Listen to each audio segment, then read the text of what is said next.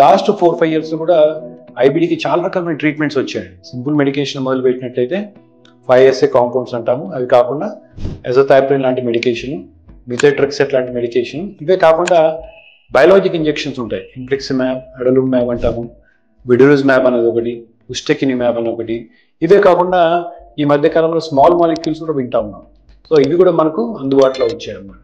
ఈ అన్ని మెడికేషన్లు appropriate medication use చేయడం వల్ల ఐబిడి సిమ్టమ్స్ కంట్రోల్ చేసి ఇంటెస్టైన్లో అల్సర్స్ తగ్గడం వల్ల దీన్ని ఫర్దర్ కాంప్లికేషన్ రాకుండా అరికట్టవచ్చు.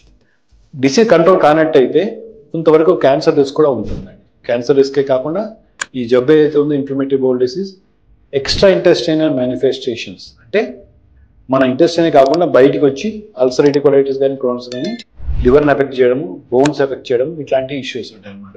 సో ఫ్రెండ్స్, ఎవరికైనా కూడా ఈ సిమ్టమ్స్ ఉన్నట్టయితే మీ దగ్గరలో ఉన్న గ్యాస్ట్రోంటాలజీ స్పెషలిస్ట్ని కన్సల్ట్ చేసి ఇన్వెస్టిగేషన్ చేయించుకొని ట్రీట్మెంట్ తొందరగా స్టార్ట్ చేసినట్టయితే మనకు రిజల్ట్స్ బాగుంటాయి.